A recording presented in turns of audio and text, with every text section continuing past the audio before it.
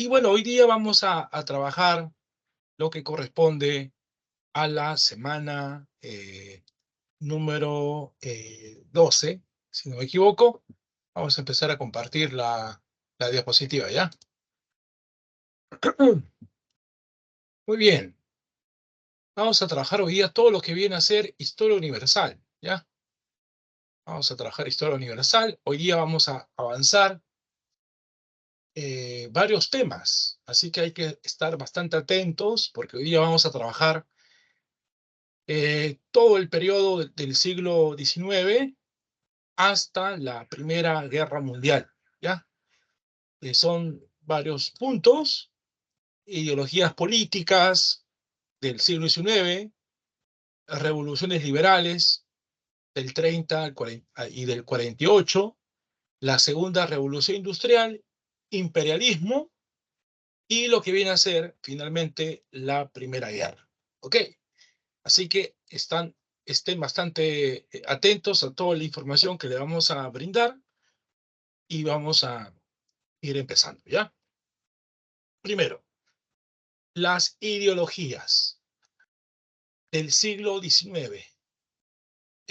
Cuando hablamos de las ideologías, una ideología es una forma de entender la realidad, pero de manera un poco más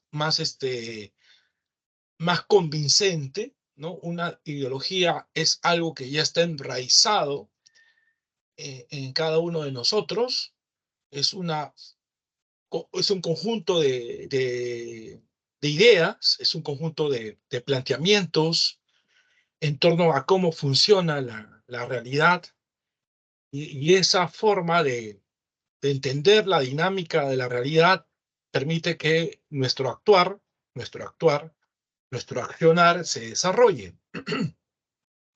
Esa es una ideología, es una forma de una concepción, una concepción de la realidad. Es una concepción de la realidad. ¿Ok? Entonces, la ideología es eso, es una concepción de la realidad. Que va a estar enraizado en cada una de nosotros, una concepción de la realidad. Y durante el siglo XIX se ha desarrollado eh, cinco corrientes ideológicas. El conservadurismo, ¿correcto? Las ideas conservadoras, las ideas liberales, las ideas del nacionalismo, ¿correcto?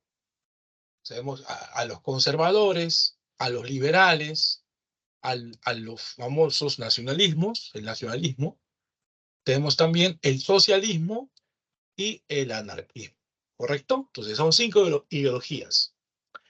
Bueno, la ideología que logró motivar a que se dé la restauración. La restauración dura 15 años, de 1815 a 1830. La restauración va a tener como principal pilar ideológico a las ideas conservadoras, por eso que los conservadores van a justificar el retorno al antiguo régimen, ¿sí? Se oponen a todo cambio radical impulsado por los liberales, por eso que se dice que las ideas conservadoras, ¿sí? Las ideas conservadoras van a lograr ser las ideas de la llamada restauración.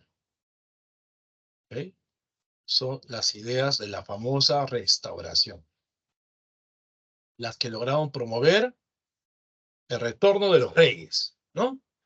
Buscan mantener el orden social heredado, va a defender las tradiciones, va a defender la iglesia, y entre sus principales representantes tenemos este personaje que es el que impulsó en la reunión conocida como el Congreso de Viena, el canciller de Austria, Metternich, ¿no? Metternich. Metternich es uno de los representantes de las ideas conservadoras.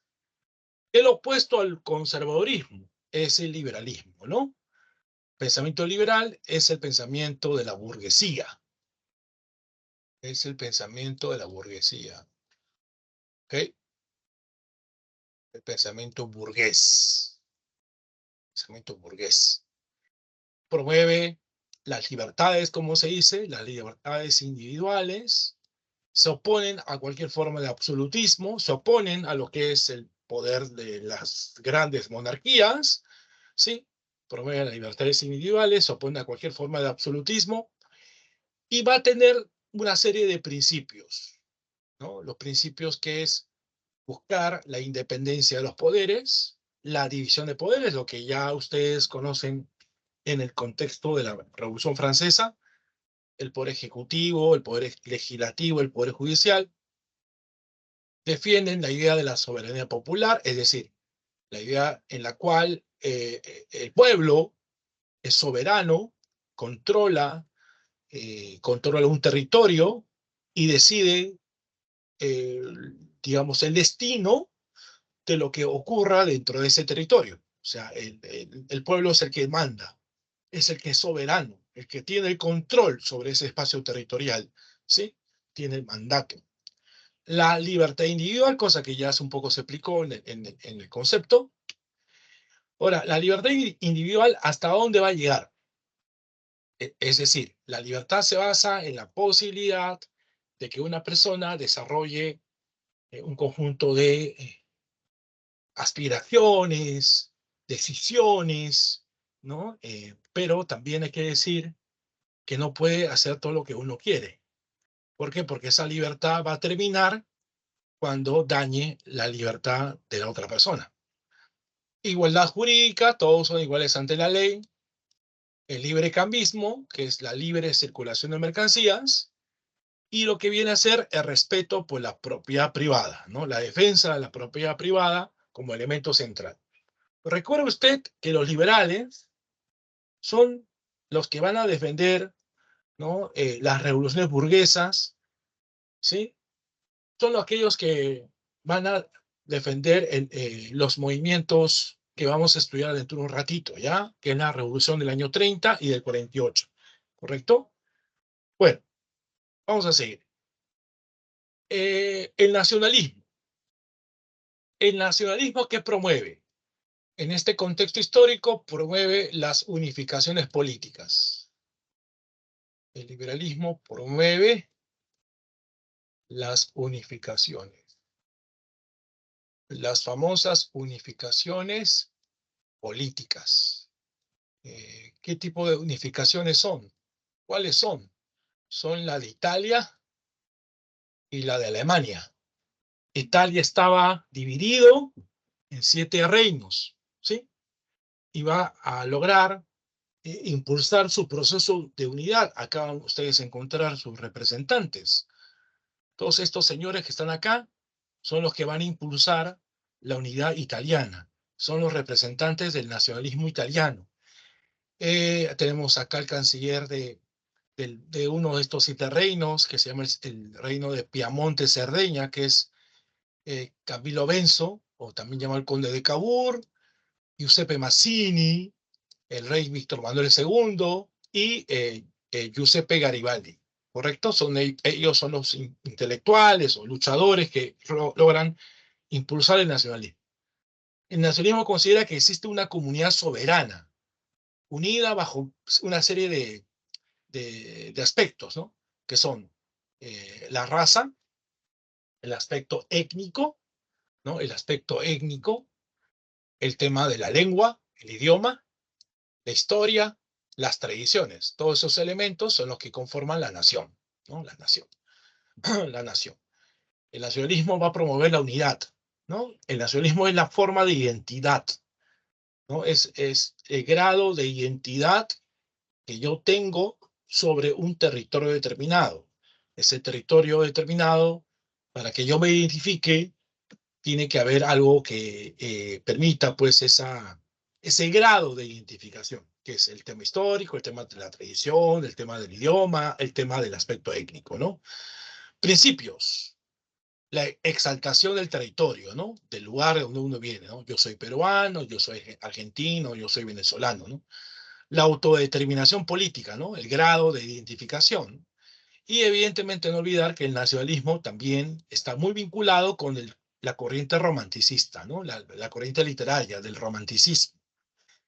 ¿no? El romanticismo busca ideales, los ideales, ¿no?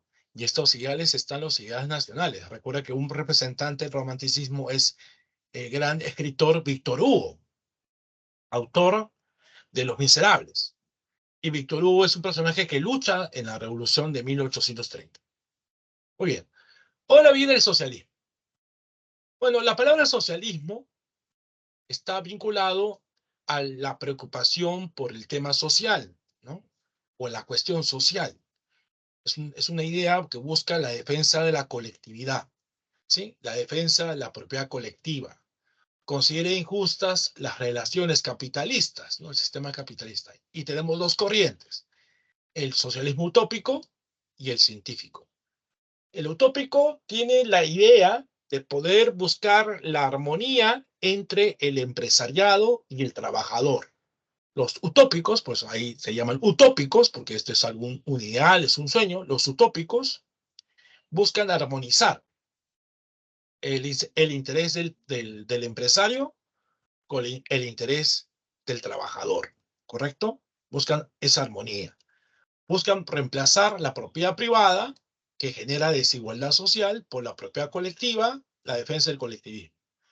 Para ellos, el cambio de la sociedad debe ser pacífico y busca esa armonía social entre la burguesía y el proletariado, ¿no? El asociacionismo, ¿no? La búsqueda de crear asociaciones. Por ejemplo, uno de los que buscaba crear asociaciones, una especie de cooperativas, este señor, que es el representante de los utópicos, que se llama Charles Fourier. Fourier había promovido la creación de lo que se llama los falansterios, los famosos falansterios. ¿Ah? Otros representantes del utópico está, acá lo voy a escribir arribita, el conde de Saint-Simon, el conde de Saint-Simon, y también un personaje de apellido Fourier. No, es que vamos a Fourier y Robert Owen. Vamos a poner acá Robert Owen. Robert Owen. Robert Owen. Ok. Ahora, pasemos al científico, ¿no? El científico tiene como protagonistas a Carlos Marx, a Federico Engels, ¿no? Que son los que van a escribir el manifiesto del Partido Comunista. Para ellos, la historia se basa en la lucha de clases. La lucha de clases explica el cambio histórico, ¿no? ¿No? Por un lado, hombre de naturaleza, después, cuando se establece el esclavismo, los esclavistas y esclavos en la época feudal, señor feudal, siervos en la época capitalista, ¿no? Burguesía, proletariado, ¿no? Entonces, a partir de la aparición de la propiedad privada, empieza a aparecer, ¿no? Las clases sociales, y según Marx y Engels, la lucha de clases es lo que va a permitir el cambio histórico. Y esta lucha de clases terminaría, pues, en una sociedad futuro, que es el comunismo, ¿no? La historia se divide en modos de producción. Ellos plantean que para llegar al comunismo tiene que haber una fase de transición, que sería el socialismo, donde habría una dictadura, la dictadura del proletariado, ¿no? La dictadura del proletariado, y se busca eliminar la propiedad privada con el establecimiento del comunismo, ¿no? Bueno, finalmente está el anarquismo. El anarquismo va a lograr cuestionar todo tipo de mandato, ¿no? Los anarquistas cuestionan los mandatos, cuestionan todo lo que tiene que ver con los mandatos. Un mandato jurídico, un mandato económico, un mandato social, un mandato político, ¿no? Los mandatos. Promueven la eliminación del Estado, promueven la eliminación de todo tipo de autoridad que atenta con la libertad de cada individuo. Para ellos, lo más importante es buscar el autogobierno. El hombre es capaz de autogobernarse. Y por eso que van a promover comunas de autogestión.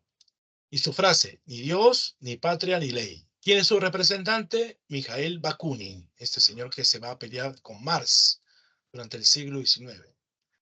Bueno, entonces ahí tenemos las 5 ideologías del siglo XIX. Conservadurismo, liberalismo, nacionalismo, socialismo, utópico científico, anarquismo. ¿Correcto? Bueno, hasta ahí, ¿cómo vamos? Primer tema, ¿cómo vamos hasta ahí, chicos? ¿Tienen alguna pregunta que hacerme? ¿Cómo estamos hasta acá? Si no hubiera preguntas, digan conforme, por favor. Conforme, profesor. Ok, ¿los demás todo bien? ¿Todo claro? Bueno, muchas gracias, Tracy, por contestar. Ok, sigamos, ¿ah? Segundo tema, las revoluciones liberales. Estas revoluciones van a acabar con la restauración. Son revoluciones burguesas. Acaban con la restauración. Todas estas van a llegar, ¿no? A darse en Francia. Todas estas ocurren en Francia. Estas dos ocurren en Francia. ¿Ya? En Francia ocurren las dos. Y desde Francia se va a irradiar a otros escenarios. Las ideologías que están metidas en estas revoluciones liberales, como su propio nombre lo dice, es el liberalismo. Ya sabemos qué cosa es el liberalismo, que se opone al conservadurismo. También está el nacionalismo. Otra ideología que está metida acá es el nacionalismo. El nacionalismo y también la corriente, wow, del romanticismo. Acuérdense que Víctor Hugo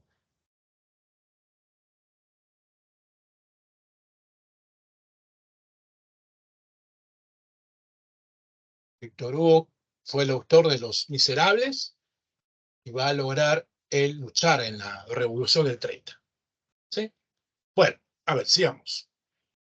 ¿Qué es? Es un proceso por el cual las burguesías buscaron recuperar el poder, ¿no? Las burguesías buscan recuperar el poder, acabar con la famosa restauración. Se basa estas revoluciones en los principios del liberalismo, el nacionalismo, el romanticismo, en oposición al sistema conservador. La Revolución del 30, acuérdense que Francia estaba gobernada por Carlos X. Carlos X es el rey de Francia en ese entonces. Cuando cae Napoleón Bonaparte, asume el poder Luis XVIII, que es el sobrino de Luis XVI, ¿sí? Luis XVIII. Y luego es reemplazado por Carlos X. Carlos X es un monarca que quiere, pues, hacer una serie de medidas que ocasiona, pues, malestar social, ¿no? Acuérdense que estos conservadores son bien reaccionarios, ¿correcto? Uh-huh. Y por esa razón que se va a promover las llamadas ordenanzas de Saint-Claude. ¿Ah? El 25 de julio, ¿no? El rey Carlos saca un conjunto de medidas y todas estas medidas son llamadas las ordenanzas de Saint-Claude. ¿Sí? Sí. Y bueno, estas ordenanzas de Saint-Claude, ¿en qué consiste? En limitar la libertad de expresión, censurar a la prensa, va a lograr también cerrar la Cámara de Diputados, los que discuten las normas, y van a limitar el derecho al voto, volviéndolo censitario. ¿Qué significa censitario? Volviéndolo para aquellas personas que solamente pueden pagar impuesto a la renta, ¿no? Entonces, bueno, es voto censitario, ¿correcto? Entonces, lo que va a ocurrir, va a ser impulsar la población ante esta situación, ante las ordenanzas de Saint-Claude, van a impulsar las famosas 3 gloriosas jornadas de julio del 30, que es 27, 28 y 29, ¿no? O sea, estos 3 días, 27, 28 y 29, estos 3 días van a lograr darse, pues, este conjunto de insurrecciones, se forman barricadas en París, y es ahí donde la población, pues, está totalmente manifestándose, ¿no? En las calles, y vamos a encontrar esta pintura que va a recrear ese malestar social. Esta pintura es muy famosa. Acuérdense que San Marcos siempre pregunta imágenes ¿no? en lo que es el examen de admisión. Entonces, esta pintura se llama La libertad guiando al pueblo, ¿no? Donde vemos a esta mujer semidesnuda que está con el brazo levantado, llevando la bandera francesa, que simboliza a la libertad, ¿no? La libertad. Acá aparece el burgués, que está con sombrerito, el obrero, que está atrás, ¿no? Con una camisa blanca, y detrás está el estudiante, ¿no? Bueno, estas gloriosas jornadas de julio del 30, ¿correcto? Va a generar que Carlos X abdique. ¿Qué cosa es abdicar? Renuncia al poder. Entonces, las consecuencias es, Carlos X va a ser derrocado y se implanta una monarquía constitucional, ¿no? Donde está esta frase, ¿no? Rey reina, pero no gobierna, ¿sí? Y va a ser proclamado Luis Felipe de Orleans, más conocido como el rey burgués. Más conocido como el rey burgués. Porque detrás de este rey, detrás de esta monarquía constitucional, está la gran burguesía, ¿no? La gran burguesía, por si acaso, son los banqueros, los empresarios, los artesanos, no, sí, los jefes de talleres artesanales, la gran burguesía, la gente más rica, ¿no? Bueno, entonces, esta revolución del año 30 va a tener sus repercusiones.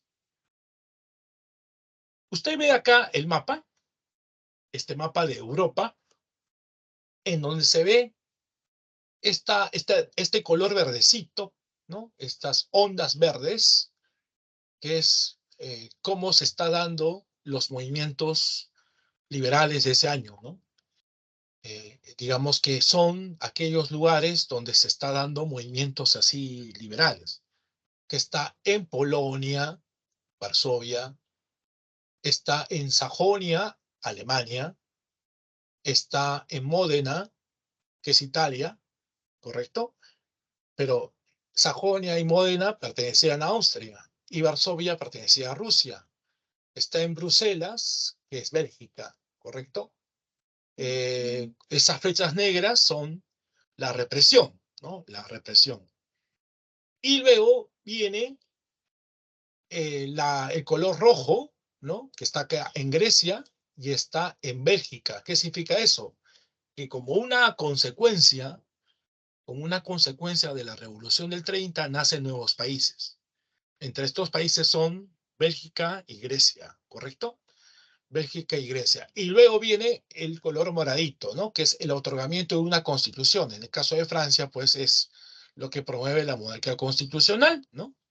Por ejemplo. Entonces, esa es la repercusión de la Revolución del 30. Ahora pasemos a la Revolución del año 48.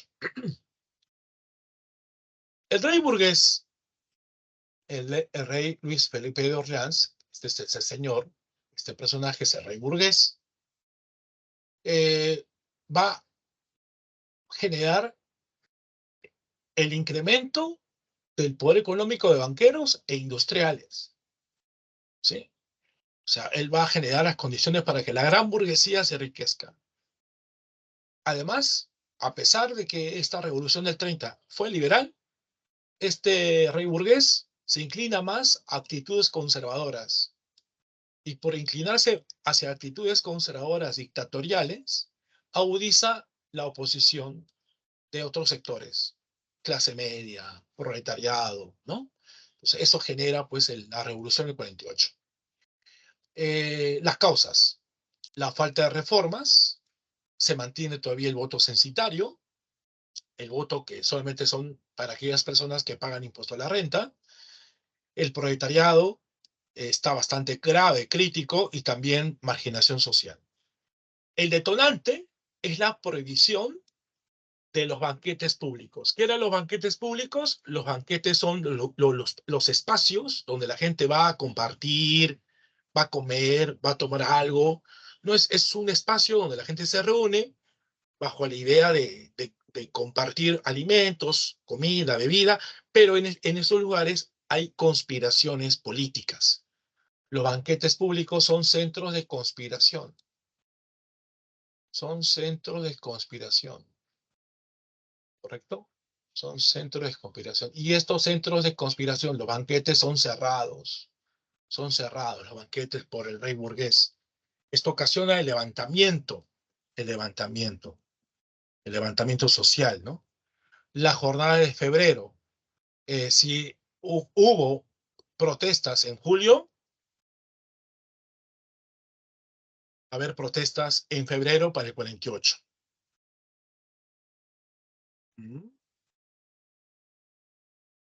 La jornada de febrero, las luchas de la gente en París provocó la caída del rey burgués.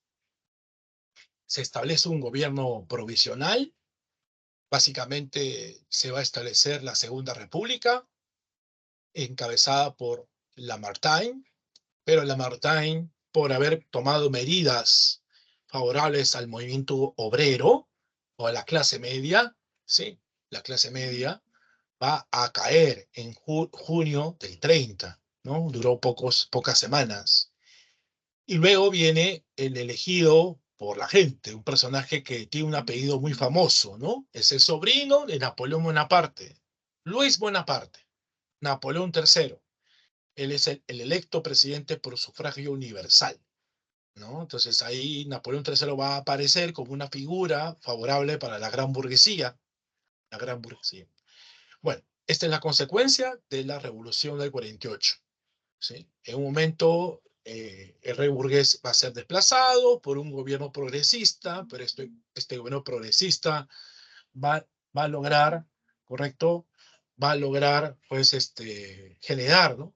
Rechazo, ¿no? En un sector de la población, y por eso al final va a llegar a tener ese tipo de escenario en donde Napoleón III, en ese momento Luis Bonaparte, ¿no? Por haber sido familiar de este señor, Napoleón, el sobrino, va a tener apoyo de la gente popular, y esto la gran burguesía se da cuenta y va a utilizarlo como si fuera un muñeco, ¿no? Muñeco, un títere, ¿no? Un títere, ¿no? Bueno, acá en la pintura que vemos acá, Lamartine rechaza la bandera roja, que es la bandera comunista, ¿no? En favor de la bandera tricolor, la bandera francesa.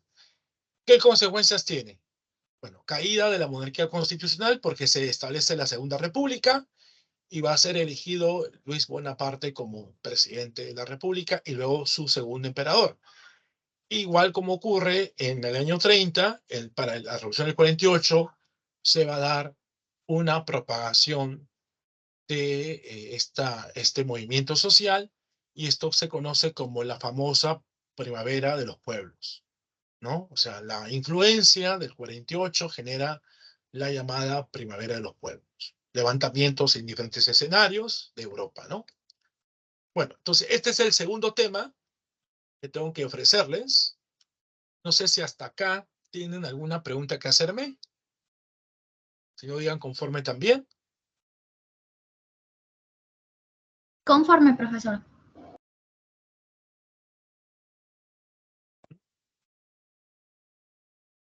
¿Los demás?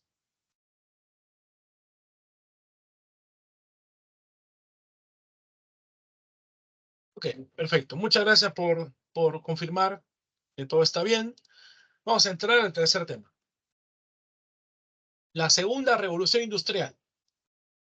Bueno, la segunda revolución industrial viene a ser más amplia que la primera, ¿no? Más amplia. Se desarrolla en diferentes campos.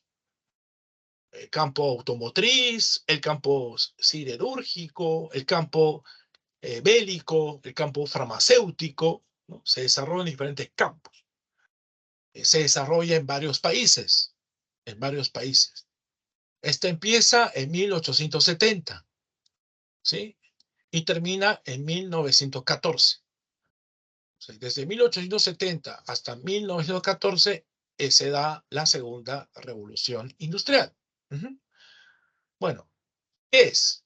Es la segunda etapa del proceso de industrialización, así como también la expansión del trabajo mecanizado. ¿Qué es el trabajo mecanizado? Pues el trabajo que va a darse con el obrero, en donde el obrero va a realizar una parte de toda esa actividad industrial, ¿no? Se va a llevar a cabo, pues, la producción en cadena, como se dice, ¿no? Para poder producir más mercancías, y estas mercancías van a estar eh, más, eh, más baratas, ¿correcto? Porque existe, pues, el apoyo de la máquina, ¿correcto? De, digamos, estos sistemas de producción mecanizada que posibilita que la burguesía tenga más ganancias, ¿correcto? Pero también este proceso de expansión, ¿no? Va a generar también enfrentamientos, contradicciones, ¿no? Enfrentamientos de las potencias europeas por el control de mercados, lo que vamos a observar más adelante con la Primera Guerra Mundial, ¿no? Las fuentes de energía de la segunda revolución industrial son dos: el petróleo y la electricidad. El petróleo, como ustedes saben, es llamado el oro negro, el oro negro. Y se extrae del subsuelo, ¿no? Del subsuelo. La electricidad va a permitir también, ¿no? Lograr hacer que las máquinas puedan tener movimiento, ¿no? Movimiento. La electricidad se da a partir de la construcción de centrales hidroeléctricas. Uno de las centrales hidroeléctricas es el Niágara, ¿no? Acuérdense que la presencia de cataratas va a generar la caída de agua tan fuerte, ¿correcto? Que a su vez esta caída del agua genera un movimiento, y este movimiento genera a su vez lo que se conoce como la electricidad. Luego tenemos acá el famoso inventor de la lámpara incandescente, ¿no? O llamada también la bombilla eléctrica, Thomas Alva Edison. Thomas Alva Edison, creador de la lámpara incandescente o bombilla eléctrica, o simplemente el foco. Con la creación de Thomas Alva Edison se da posibilidad a que la oscuridad pueda tener, ¿no? Una luz artificial, que es la luz de la energía eléctrica, ¿no? Thomas Alva Edison, por si acaso, es norteamericano, logró inventar, ¿correcto? ¿Sí? Logró inventar, ¿no? Como lo que se dice, ¿no? 100 inventos. Y estos inventos van a ser patentados. Van a ser patentados por Edison. ¿Qué cosa es una patente? Un registro. Un registro para que nadie pueda copiar lo que tú estás haciendo, ¿no? Y gozar de esta autoría, ¿no? Entonces, Edison también va a buscar patentar todos sus inventos y evitar que haya competencia contra él. Bueno, luego vemos esta imagen, que es una pintura impresionista de Monet, que se llama La estación de ferrocarril de San Lázaro. El uso del ferrocarril se extendió por medio de transporte masivo por el comercio. Sí, el ferrocarril se convirtió en el sistema de transporte más común durante esos años, como sería hoy día el bus, ¿no? Siendo la cantidad de kilómetros de vías de ferrocarril un indicador de desarrollo de dicho país. Claro, para esa época, quien tiene más vías férreas es un país más avanzado.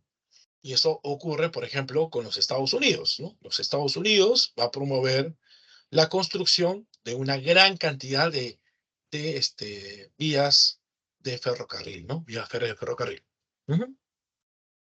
Muy bien. ¿Cuáles son las características? Las características que vamos a encontrar. Primero, las industrias empiezan a tener un desarrollo científico, tecnológico, hay nuevas máquinas, ¿correcto? Nuevos elementos que van a permitir elevar la producción. Vamos a tener tres países, principalmente los que van a tener van a destacarse, ¿no? Por un lado está Estados Unidos, ¿sí? Se da la hegemonía económica, tecnológica de Estados Unidos y también Alemania. Va a ser Gran Bretaña desplazada del poderío norteamericano y alemán, pero el tercer país va a ser Japón, ¿ya? No hay que olvidar que Japón también está en esa lista de países industrializados, ¿sí? Japón. Los japoneses eran una monarquía, pues, absoluta, ¿no? Japón había logrado, pues, desarrollarse en su industria a partir de un cambio, ¿no? De los que gobiernan ese imperio nipón. En este caso, este cambio se llama la revolución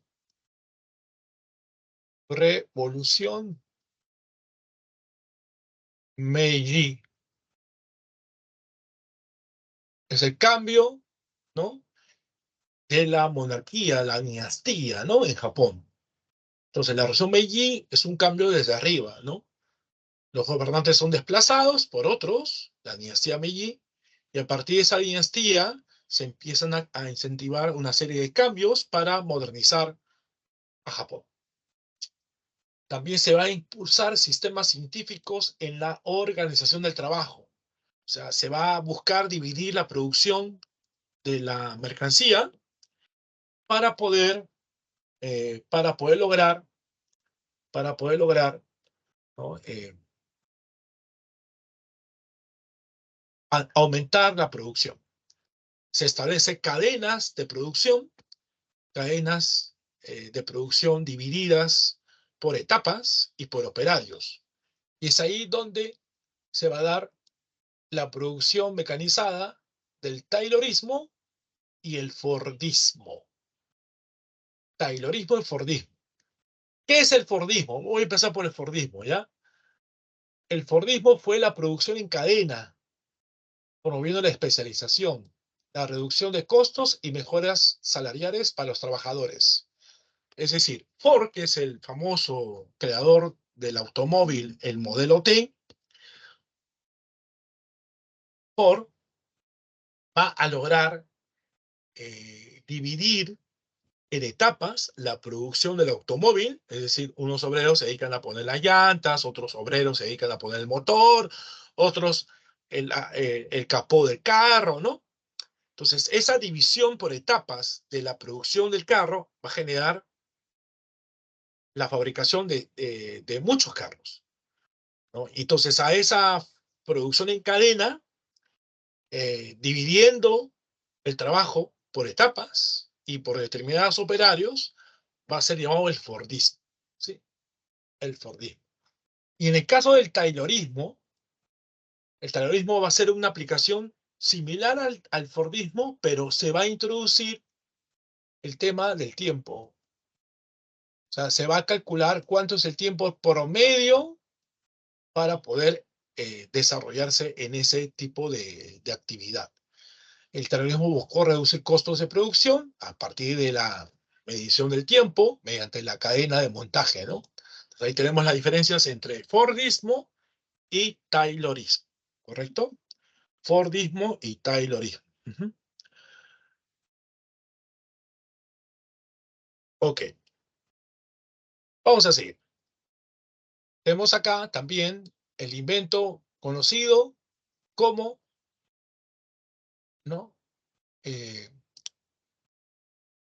el famoso avión, ¿no? La máquina voladora, el aeroplano, ¿sí?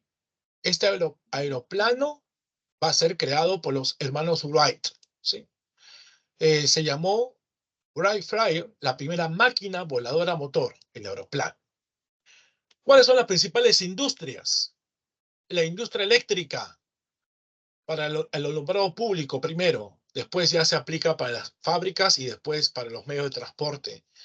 Uno de los que va a impulsar el desarrollo de la electricidad es Nicolás Tesla, que empieza a tener también discrepancias con Thomas Alva Edison.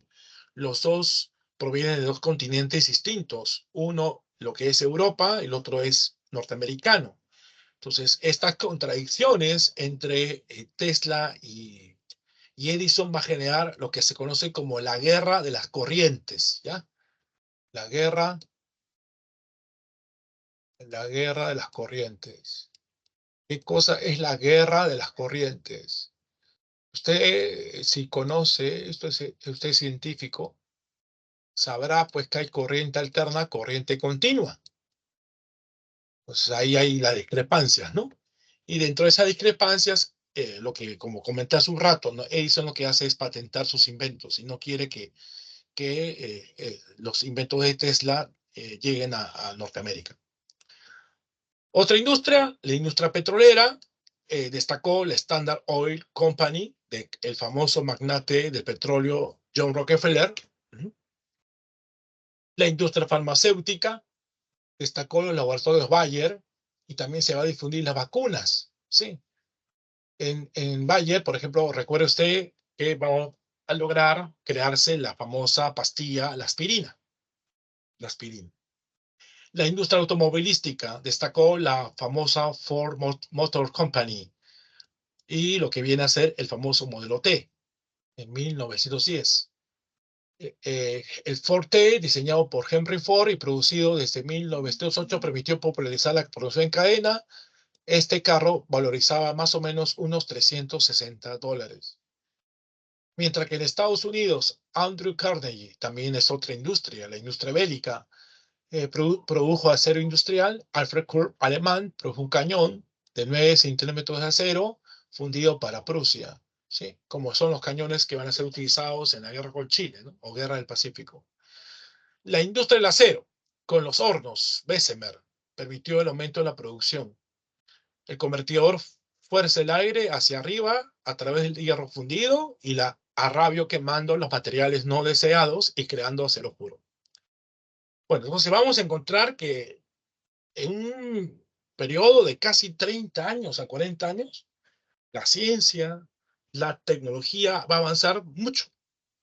Y evidentemente eso no va a ser tan fácil de asimilar por el propio mercado, porque va a haber producción abundante, ¿no? Y es por esa razón que también como una consecuencia de todo este proceso de la industrialización se produce la primera crisis económica del sistema capitalista, la de 1873 en los Estados Unidos, conocido como el Gran Pánico. Empieza a aparecer grandes monopolios, como el cártel, Holding Trust, eso ya ustedes lo han estudiado en economía. Aparece el capital financiero, que es el capital que va a hacer fusión, la unidad del capital bancario con el capital industrial. El capital financiero es el resultado de la fusión del capital bancario más el industrial. Hay sobrepoblación y gran migración europea del siglo XIX y también sobreproducción y búsqueda de mercados coloniales. ¿Sí? La búsqueda de expandir el territorio. Bueno, entonces ese es el tercer tema de esta tarde, la segunda revolución industrial. No sé si tiene alguna pregunta que hacerme. ¿Alguna duda?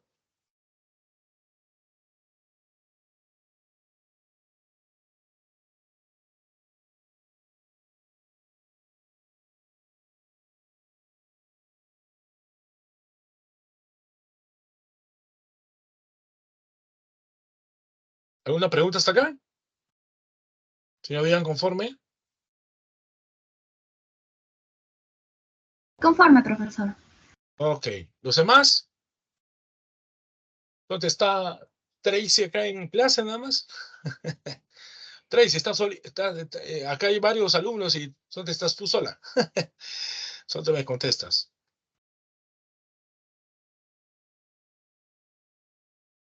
Oh, claro. Muy bien, Daniel. Muy bien. Ok. Vamos a seguir. Entramos al imperialismo. El imperialismo es consecuencia del desarrollo industrial de los países potencia. Lo que busca la gran burguesía es continuar avanzando, desarrollándose, y bueno, vamos a encontrar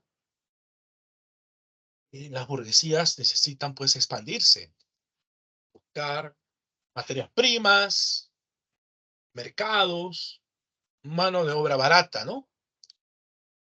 Entonces, ¿qué es el imperialismo? Es una forma de dominación. Una forma de dominación política y económica de una metrópoli sobre otros menos desarrollados, ¿no? ¿Qué es una metrópoli? Es la gran ciudad, ¿no? Esa gran ciudad que controla, pues, diversos territorios. Controla lo que va a ser colonias y semicolonias. Este imperialismo va de la mano durante el desarrollo de la segunda revolución industrial.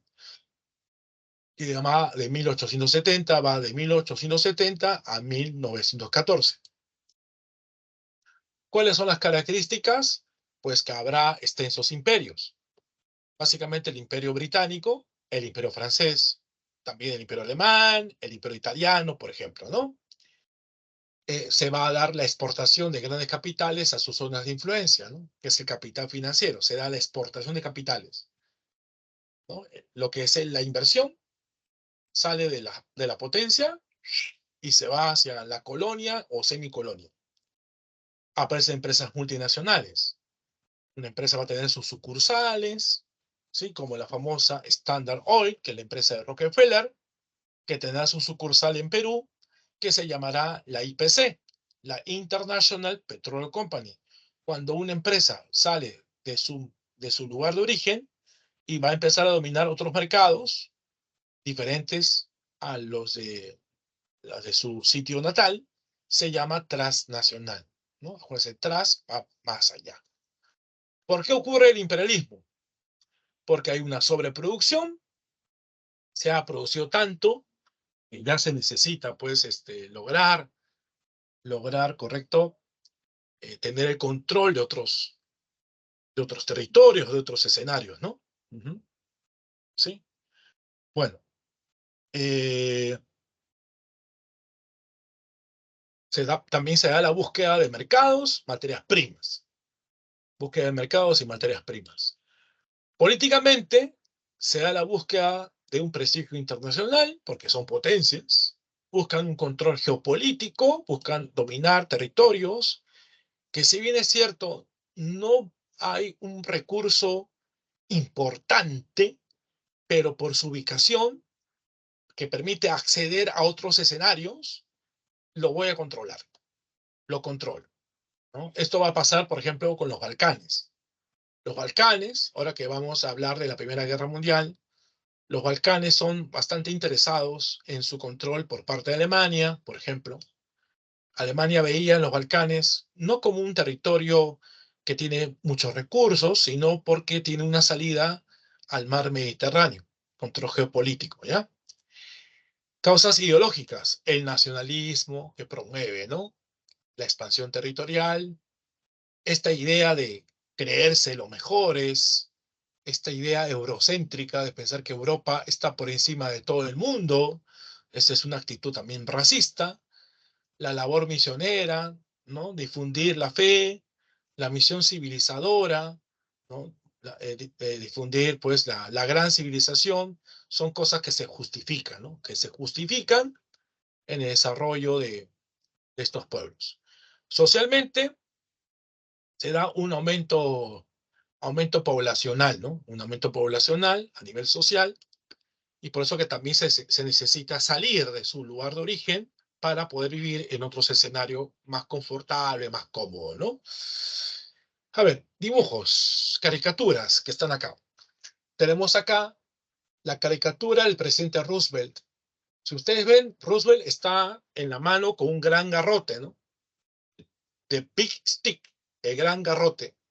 ¿Sí? Es la política de este presidente a inicio del siglo XX, ¿no?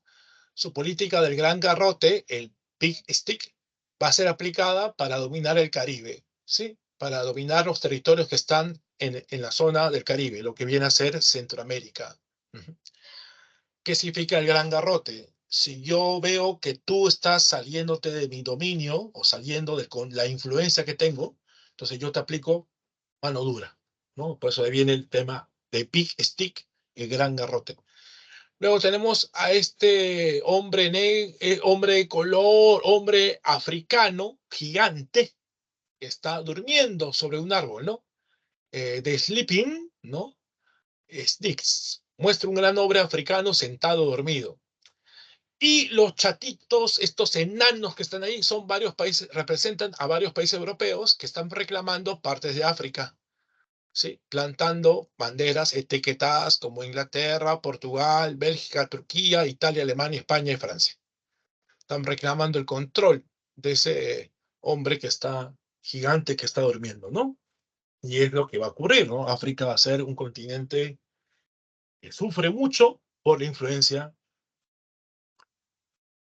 y el control de los países imperialistas. Antes va a sufrir. Bueno, sigamos. Un aspecto importante viene a ser el reparto, justamente el continente que estamos hablando. África. África. Durante los años de 1884 a 1885, el canciller Otto von Bismarck, que es el que se encuentra acá, Bismarck, va a lograr promover el reparto de África. Va a haber una reunión, son 15 países potencia que se van a reunir y van a repartirse África como si fuera una torta de chocolate. ¿Sí? Van a participar principalmente las potencias europeas. Los objetivos, establecer los criterios para la intervención colonial en África, por eso que se dice que la conferencia de Berlín va a ser el reparto de África. Y acá vemos el África que está dividido en colores. Por ejemplo, tenemos, ¿no?, al Reino Unido, el color rojo, España, color amarillo, Italia, color verde claro, Francia, moradito, Alemania, color, vamos a decir, naranja, Portugal, verde, verde oscuro, y Bélgica, color crema. Bueno, imperios coloniales europeos. En la época de Inglaterra, durante el gobierno de la reina Victoria, se tiene control de la India en Asia, Egipto, Sudáfrica en África, América, Canadá, Belice, Oceanía, Australia. Francia con Napoleón III, Indochina en el Asia, Argelia en África, Guyana en América, Oceanía, Nueva Caledonia. Alemania, Camerún en África, Oceanía, las Islas Marianas. ¿Sí? Bueno, en esta caricatura vemos la civilización imponiéndose en China, donde se muestra el corte de la cola tradicional de los nobles chinos, y en la parte superior vemos la imagen del canciller de hierro, Otto von Bismarck, artífice de la Conferencia de Berlín, como ya mencioné, y que produjo el reparto colonial del continente africano. Y luego tenemos en esta caricatura, se llama Del Cabo al Cairo, en alusión a una supuesta guerra entre lo que viene a ser civilización, la que trae Europa, y barbarie, la que trae África. Bueno, antes de continuar, me gustaría también hacer unos apuntes, ¿no? Unos apuntes importantes, porque creo que hay que comentar algunas cosas que no están en esas diapositivas. A ver, vamos a abrir la pizarra para apuntar algunas cosas. Hablemos poco más de estas potencias imperialistas, ¿ya?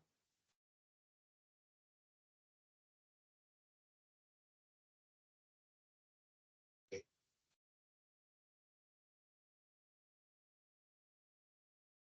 Ok, vamos a poner acá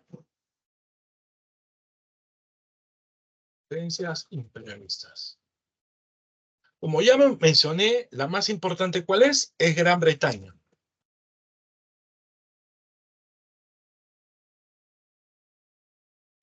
Cuando Gran Bretaña se convierte en potencia imperialista, estaba gobernando la reina Victoria.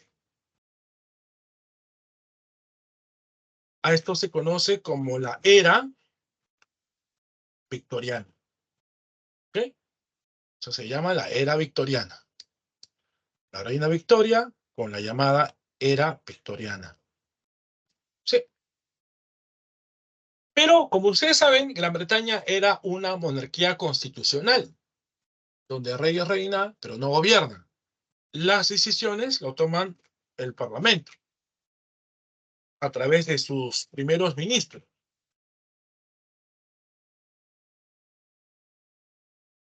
que son gente como Palmerston, Benjamin Disraeli, otro ministro es Gladstone. Gladstone. Ellos son los ministros durante la época de la reina Victoria, los más conocidos, ¿ya? Durante la época de estos ministros se va a producir el control territorial. Muchos de estos controles territoriales se da a través de guerras.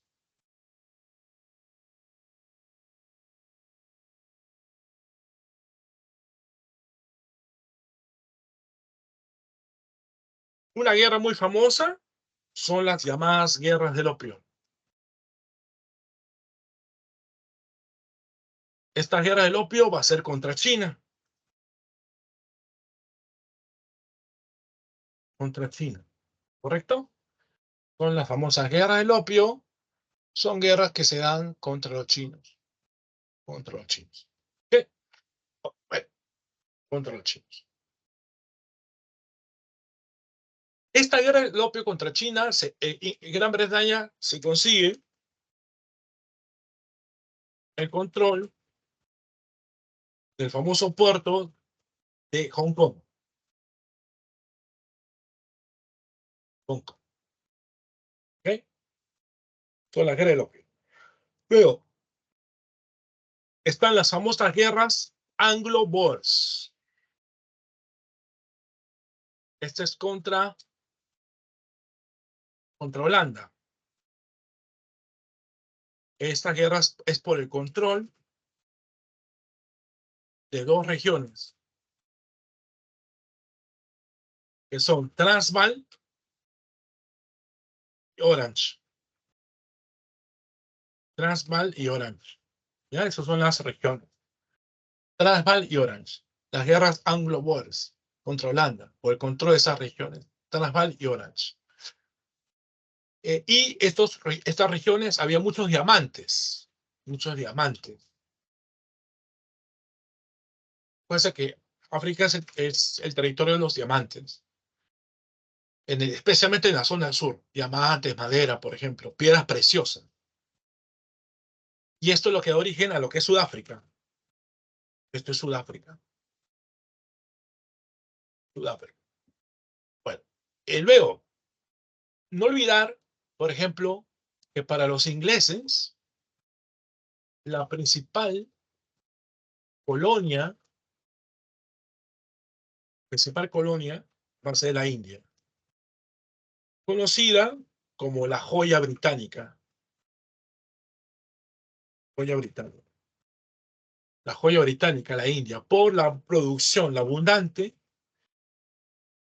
producción de algodón.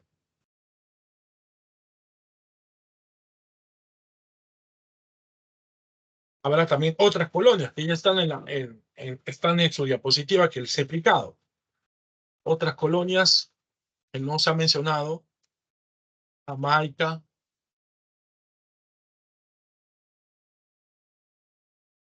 las Bahamas, las Islas Malvinas,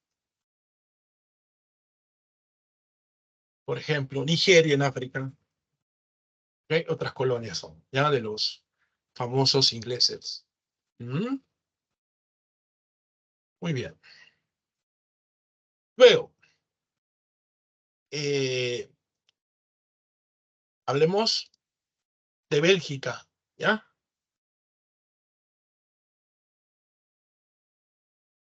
En Bélgica está el gobierno Leopoldo II controla el Congo. Controla el Congo, ¿no? El Congo belga, Bélgica. Portugal. Esto fue pregunta de examen de admisión San Marcos. Hace algunos años. Controla lo que es Angola. Portugal. Luego tenemos lo que es Holanda. Holanda. Controla Indonesia. Estados Unidos. Puerto Rico. Por ejemplo. Liberia en África.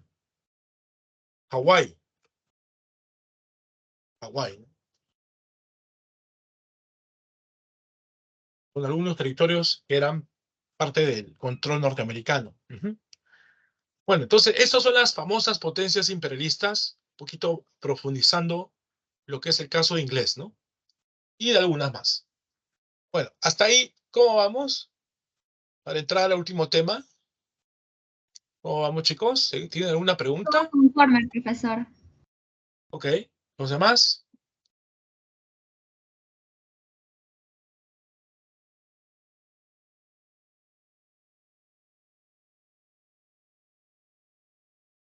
¿Alguna pregunta hasta ahí? ¿Todo claro? Ok, entonces vamos a entrar a lo que viene a ser el último tema, ¿ya? El último tema es la Primera Guerra Mundial. Vamos entonces a empezar. A ver, la Primera Guerra Mundial es también llamado la Gran Guerra.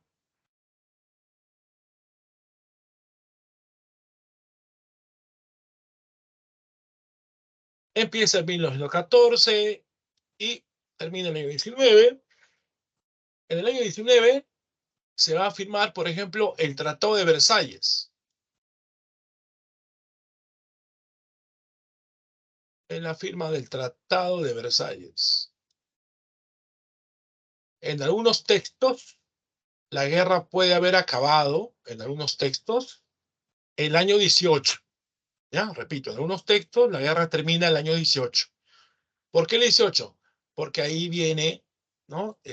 A darse el tema del armisticio, el armisticio de Compiègne.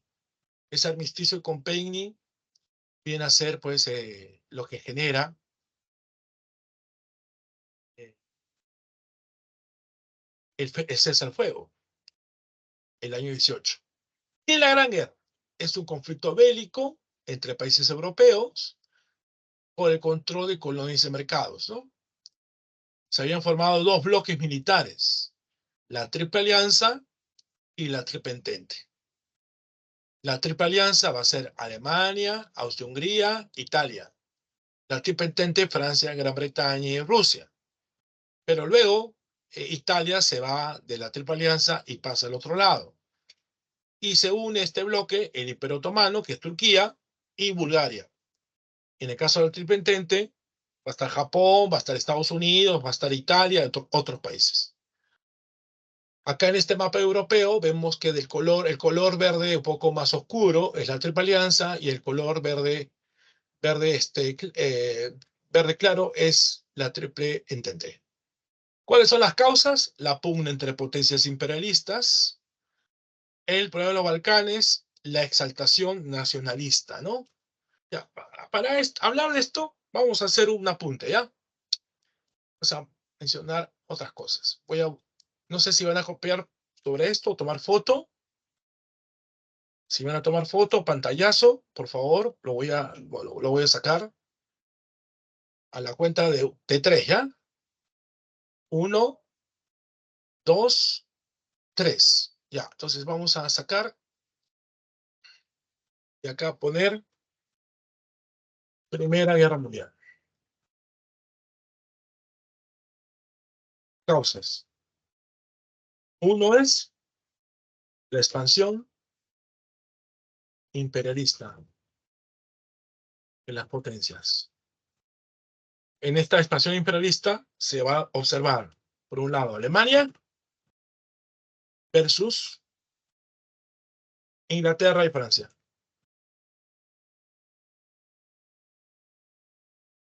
Inglaterra y Francia.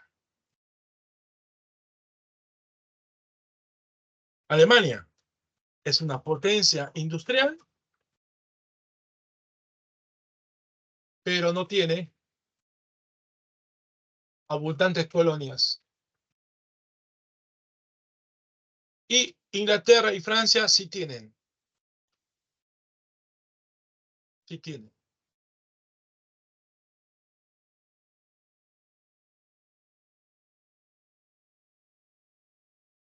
Inglaterra y Francia tienen, las dos juntas, abundantes colonias. Abundantes colonias. Entonces, lo que quiere Alemania es arrebatar lo que tiene Inglaterra y Francia. Pues ok, las contradicciones se dan entre las potencias justamente Inglaterra y Francia por un lado y Alemania por otro. ¿Ya? Dos, se da la ruptura política de la llamada paz armada. ¿Qué es la paz armada? La paz armada es un periodo de tensión entre los países europeos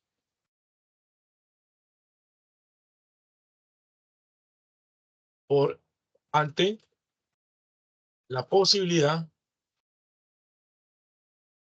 de una guerra a gran escala. ¿Sí?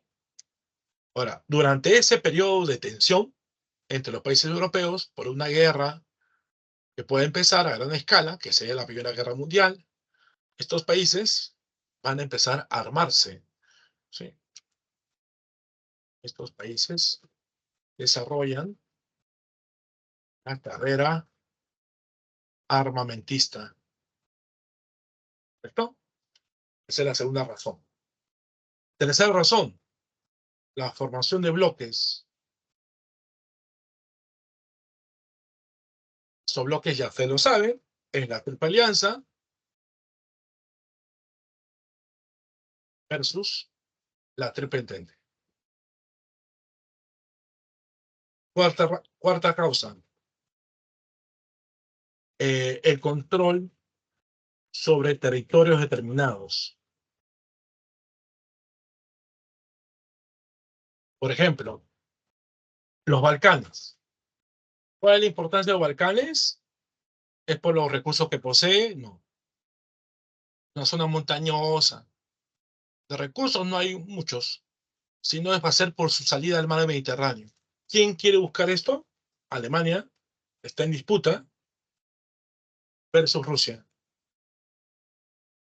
Luego viene el control de dos zonas que se llama Alsacia y Lorena, que son dos provincias que antes pertenecían a Francia y Alemania les arrebató. O sea, acá tenemos la pugna entre Alemania versus Francia. O sea, ya son disputas muy particulares, ¿no? 5. El desarrollo de los nacionalismos.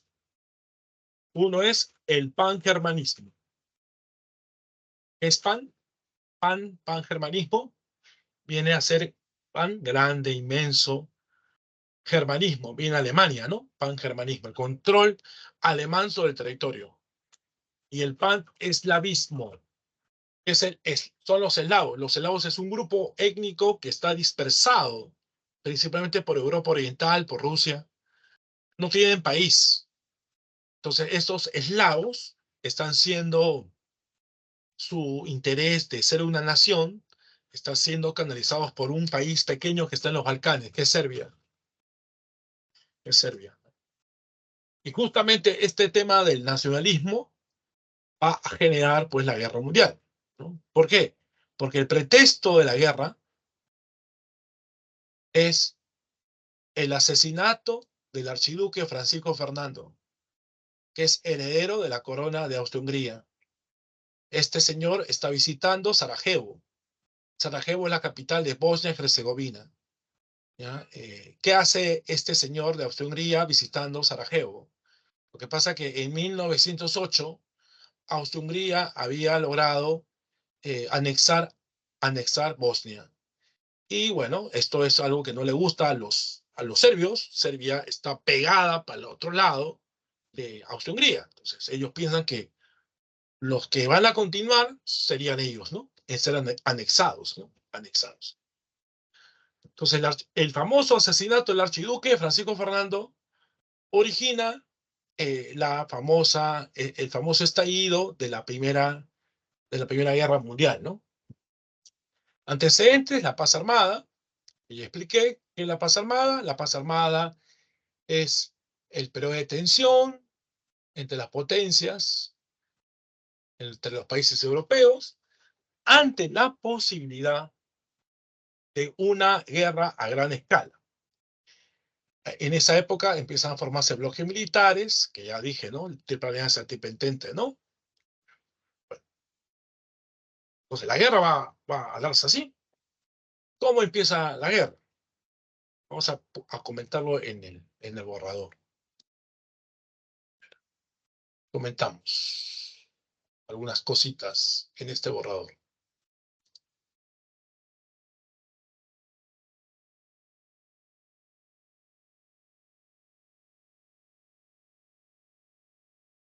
Austria-Hungría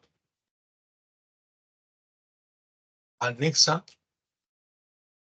Bosnia, Herzegovina.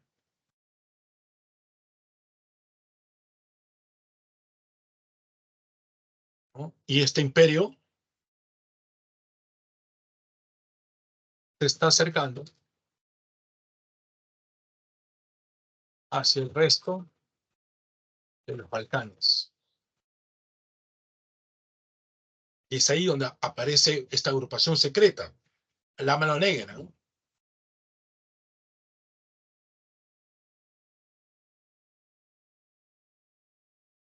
Esta Mano Negra es una agrupación serbia. Los serbios, influenciados por el nacionalismo eslavo, deben a que Austria-Hungría ocupe ese territorio después. Y ahí viene, pues, el problema del asesinato, el archiduque Francisco Fernando, ¿no? Y para la guerra, los bloques enfrentados son dos.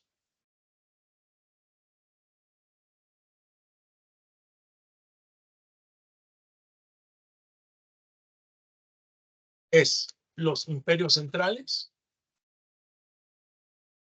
que es Alemania, Austria-Hungría. Ahora ya no está Italia, sino va a entrar Bulgaria y Turquía. Y Turquía.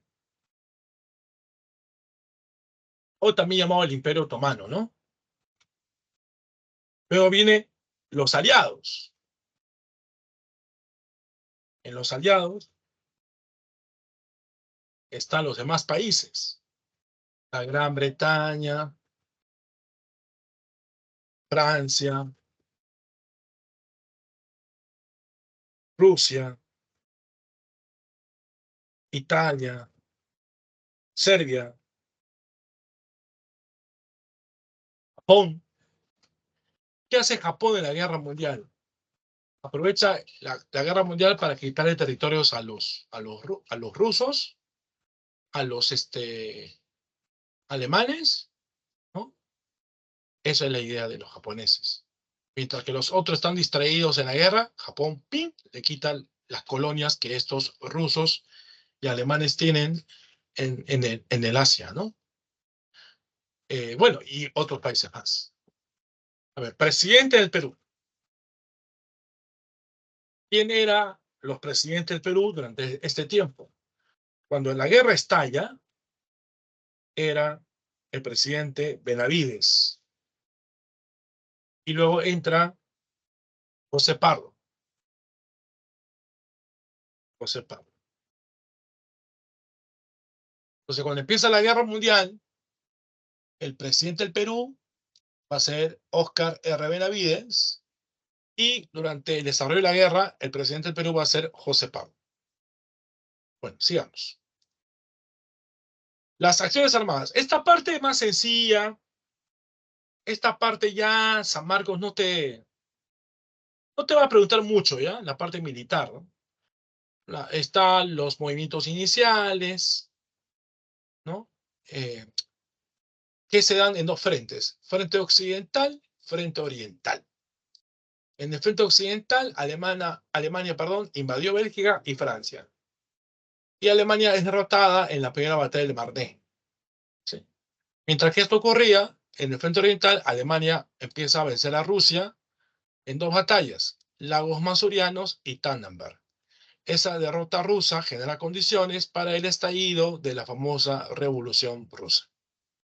Esta guerra va a ser una guerra impresionante por las armas que se utilizan en este proceso bélico, ¿no? Estos aviones de combate, ¿no? Lanzallamas, bombas lacrimógenas, tanques. Es la primera guerra que se usa tanques.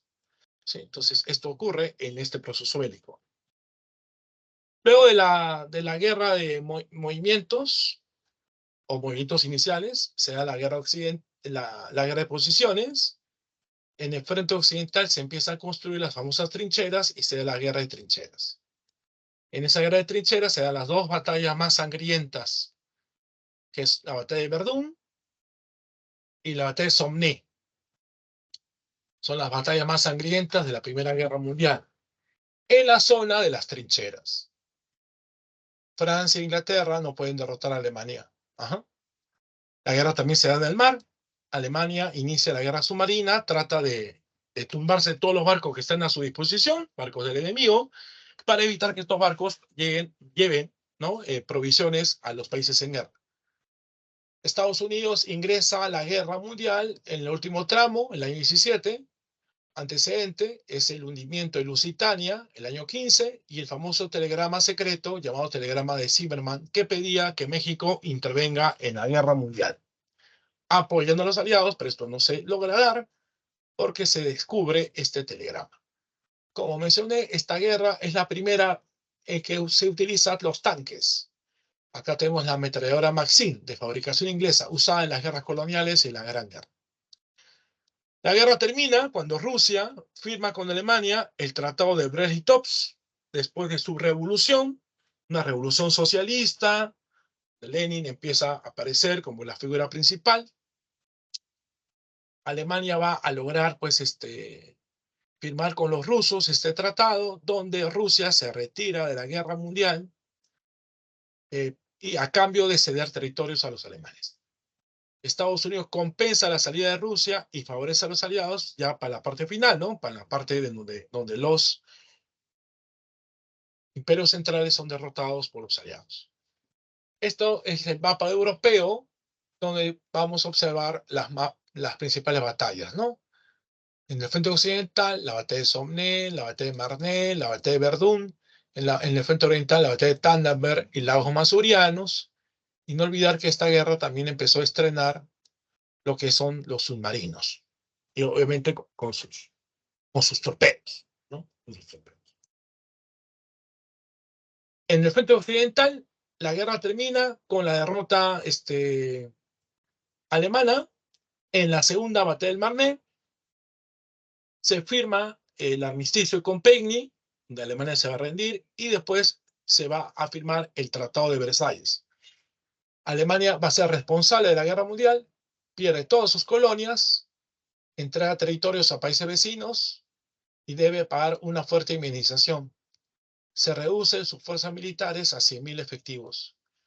Ante ello van a empezar a aparecer movimientos nacionalistas. Uno de ellos es el famoso partido nazi de Adolfo Hitler, ¿correcto?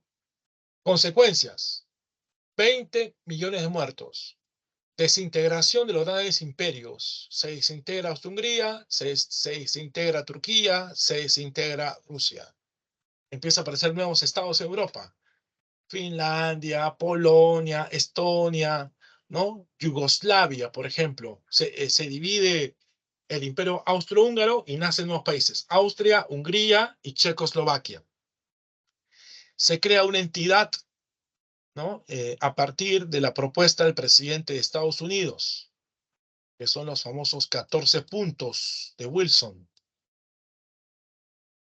Estos 14 puntos del presidente Wilson va a lograr ser el elemento clave para poder impulsar la creación de la Sociedad de Naciones. ¿Qué busca la Sociedad de Naciones?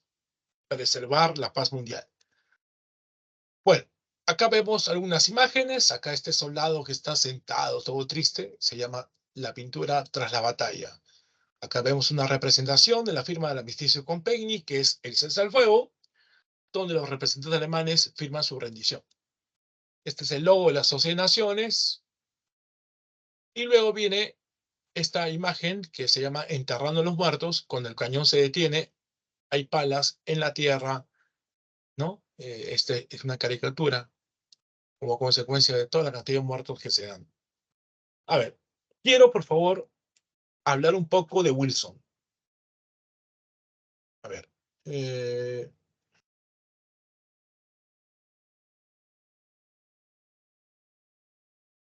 los 14 puntos de Wilson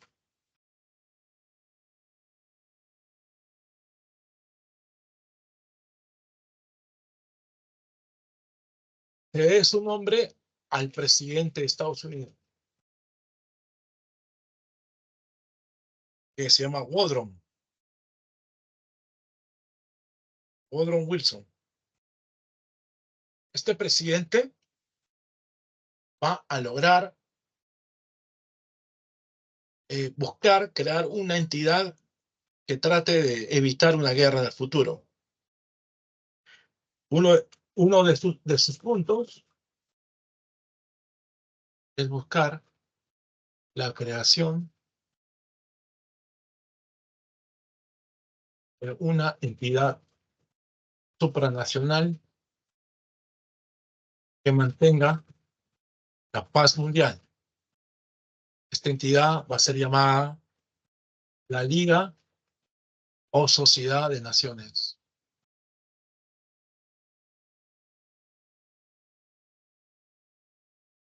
La Liga o Sociedad de Naciones. ¿Correcto? Uno de sus puntos es buscar la creación de una entidad supranacional que mantenga la paz mundial. Esto va a ser la Liga o Sociedad de Naciones. Pero cuando se cree esta Sociedad de Naciones o Liga, Estados Unidos no lo va a integrar, a pesar que inspiró para su creación. ¿Y por qué no lo integra? Porque hay una amenaza más, que es la Revolución Rusa, que se da en 1917, que es la famosa Revolución Rusa. ¿Mm? Y eso es algo que le preocupa a Norteamérica, ¿no? Por eso que Norteamérica no quiere integrar esta entidad, porque está vigilante a lo que está pasando en lo que va a ser la Unión Soviética. Bueno, esas son las cositas que quería yo comentarles sobre, ¿no? Sobre lo que viene a ser el tema de los 14 puntos de Wilson. Ok, entonces, ya ir cerrando, ¿no? La línea de tiempo. Durante este periodo hemos visto varios acontecimientos. Las ideologías del siglo XIX, las revoluciones liberales del 30 a 48, la segunda revolución industrial, el imperialismo, la Primera Guerra Mundial, y hemos abarcado pues todo lo que es siglo XIX y parte del siglo XX, ¿no?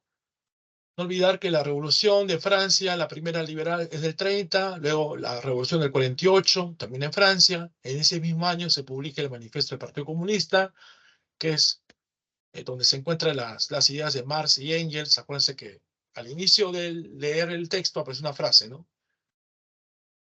Aparece una frase. Proletarios de todo el mundo, únanse.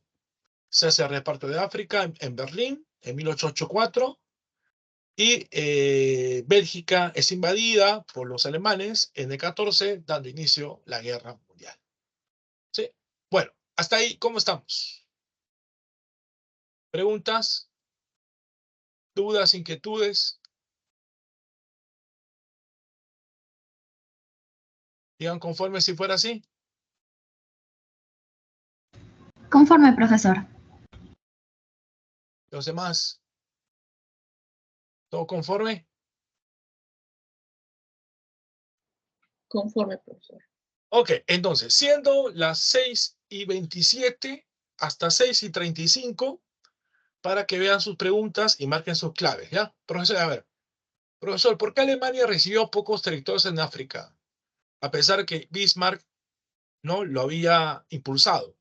Ok, mira, lo que sucede es que ya aparece, a ver, en la conferencia de Berlín, un poco para explicarte, Daniel, se da producto de un problema, porque ya África estaba siendo colonizada por los países europeos antes de la conferencia de Berlín.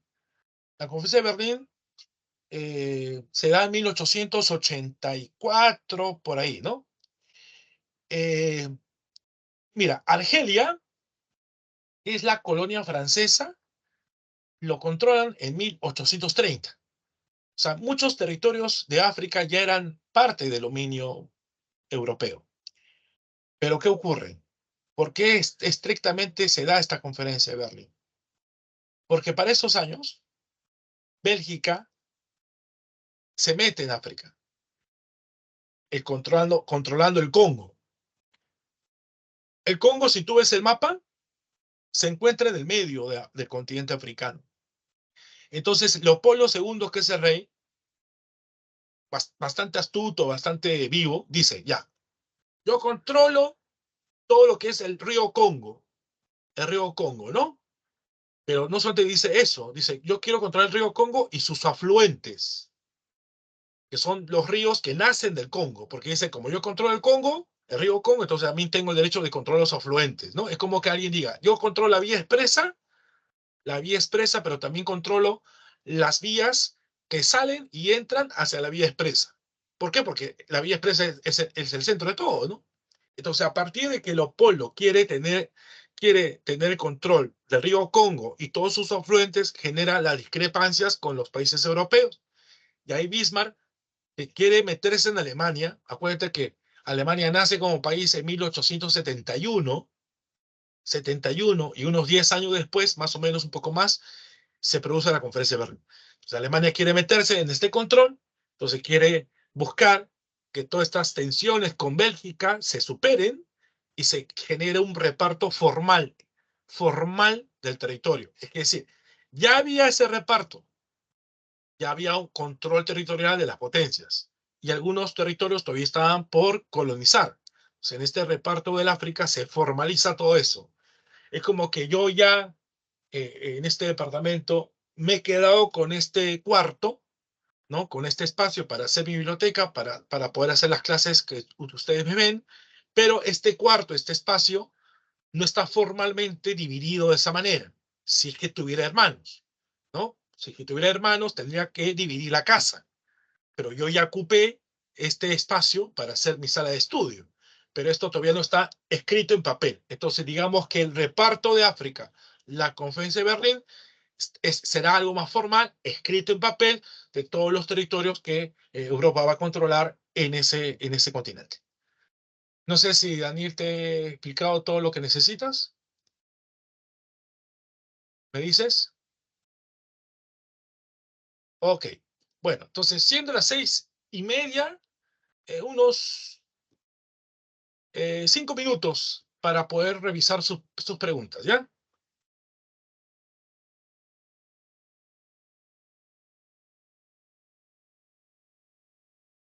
Ok, 5 minutos para revisar sus preguntas.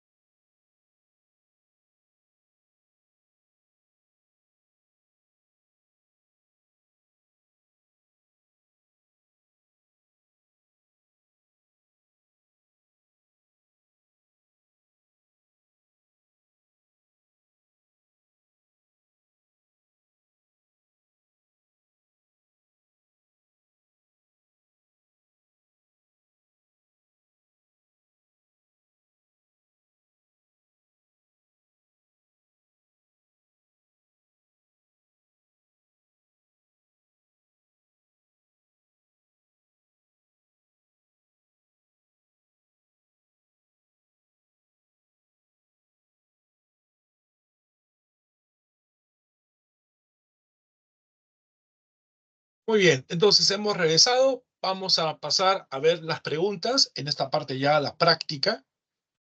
Vamos entonces a compartir el material y ustedes me van a decir qué clave es, ¿ya? A ver. Oh, ok.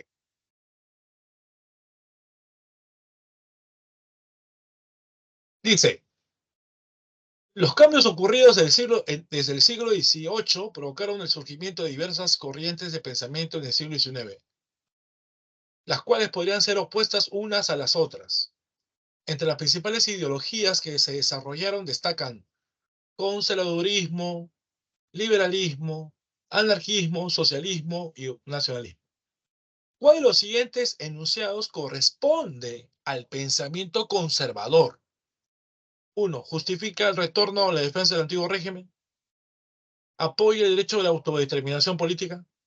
Defiende el absolutismo y los privilegios de la Iglesia. Promueve la exaltación del concepto de patria. ¿Cuál será de los cuatro los que van a defender los intereses del pensamiento conservador? A ver, ¿qué dicen? ¿Qué dicen, chicos? Dice Oscar que es la A. ¿Los demás están de acuerdo? ¿Es la A? La clave viene a ser la A. Correcto, correcto. Muy bien, Oscar, ¿ah? Excelente. La clave viene a ser la A.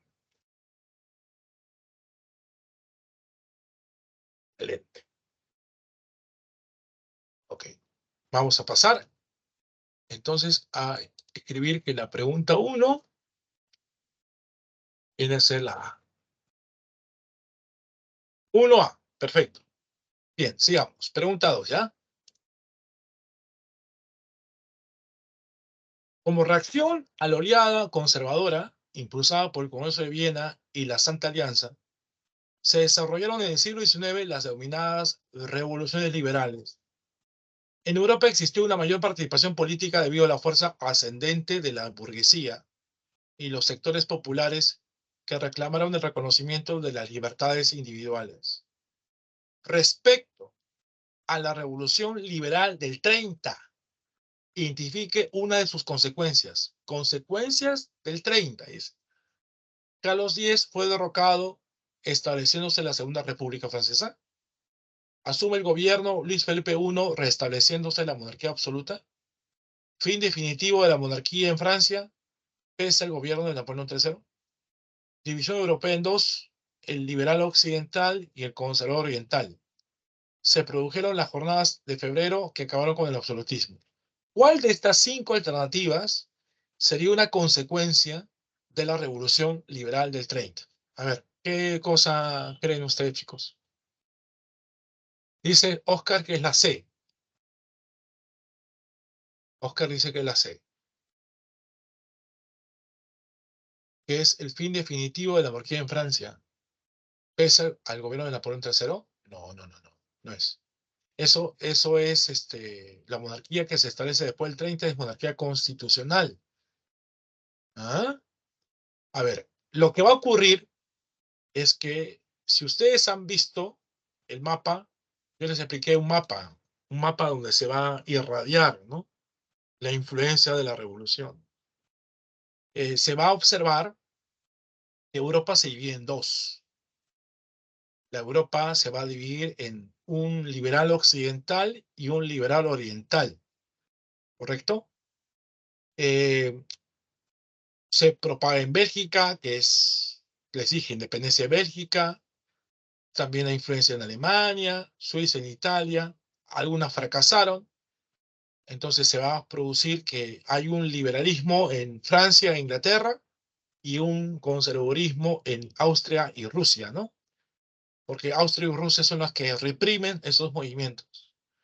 Así que la clave viene a ser la 2, la D. La 2 es la D, ¿ya? Por esa división, ¿ya, chicos?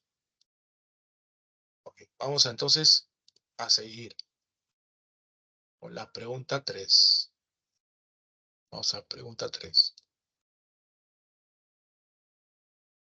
La 3. La primera revolución industrial puede ser definida como un proceso de cambios constantes y de crecimiento económico continuo.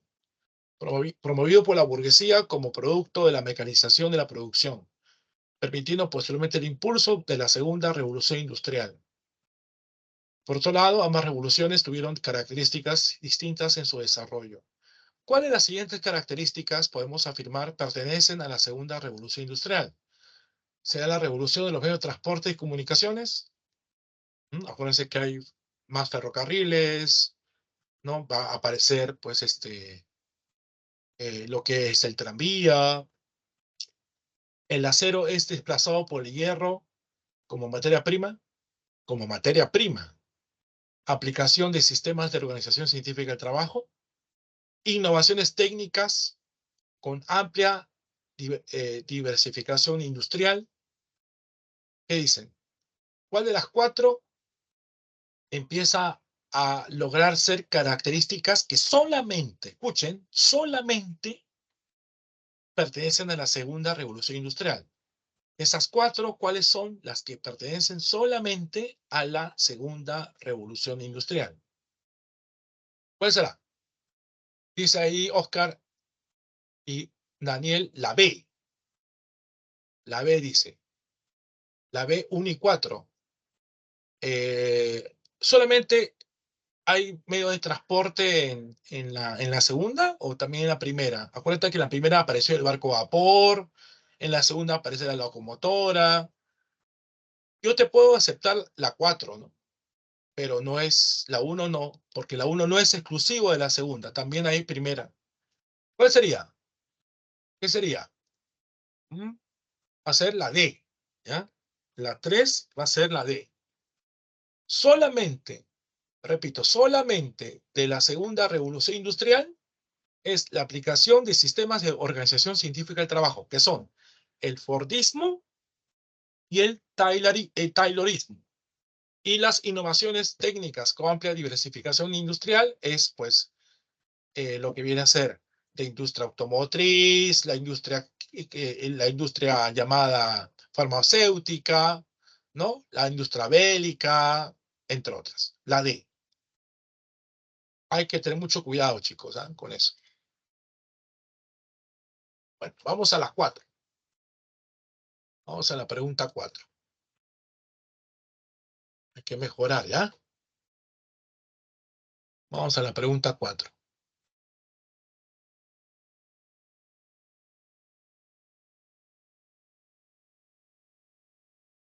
Dice, la conferencia de Berlín fue convocada por el canciller alemán Otto von Bismarck en 1884. En ella participaron las principales potencias europeas, además de Estados Unidos y el Imperio Turco Otomano, para establecer los criterios a los que debían sujetarse las potencias que buscarán intervenir en África. Identifique el valor de verdad o falsedad de los siguientes enunciados. La mayor parte del África Occidental fue repartida entre Alemania e Italia. Se estableció la libre navegación comercial por los ríos Congo y Níger. Se entregaron los territorios de Camerún, Madagascar, Alemania.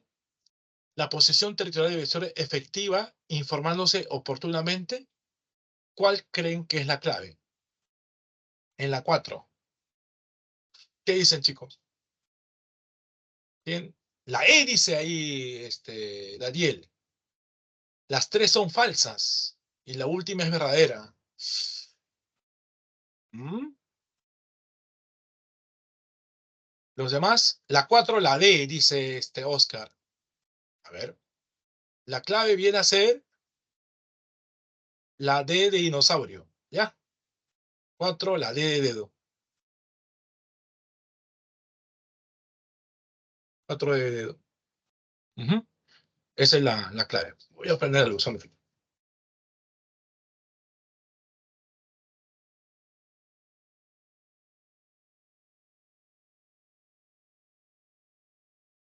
Ok. Entonces pasemos a la última pregunta, ¿ya? La pregunta 5. La 4 de la D. A ver, vamos a ver la pregunta 5. 5. En el contexto del enfrentamiento marítimo durante la Primera Guerra Mundial, el 7 de mayo de 1915, el transatlántico británico RMS Lusitania fue torpedeado a las 14 horas en las costas irlandesas por el submarino alemán SMU-20, hundiéndose en menos de 20 minutos, muriendo 1.198 personas. ¿Por qué el hundimiento de este barco británico fue el antecedente para el enfrentamiento posterior de Estados Unidos con Alemania? Acuérdense que en ese barco británico murieron también pasajeros norteamericanos, ¿ya? Llevaba pertrechos militares norteamericanos a Inglaterra, lo que se oponía a la neutralidad que había establecido Estados Unidos. Alemania rompió las leyes internacionales de soberanía marítima establecidas en la Convención Internacional de la Haya. Ocasionó la muerte de más de 100 civiles norteamericanos, generando una condena por parte de la opinión pública. Se interceptó el telegrama Zimmermann dirigido por Alemania al gobierno mexicano para su ingreso a la guerra. Inició la guerra submarina irrestricta establecida por el gobierno alemán contra toda embarcación del Atlántico. ¿Qué clave creen que es? 5A, dice Oscar. 5A. ¿Está seguro? Dice que en ese barco llevaba pertrechos militares norteamericanos a Inglaterra. Ese barco es de pasajeros civiles, es un barco de transporte civil, no era un barco de transporte militar. ¿Qué clave será? La clave C, ¿correcto? Muy bien. La 5C. Lo que ocasiona, ¿sí? Lo que ocasiona, digamos que Estados Unidos esté preocupado por lo que está pasando es la muerte de pasajeros civiles en ese barco, pasajeros norteamericanos. El famoso hundimiento de Lusitania, ¿ya? Entonces la 5 es la C. Sí, correcto, 5 es la C. Sí, es la clave. Bueno, entonces, y con esto ya estamos cerrando. No sé si tienen alguna pregunta hasta acá.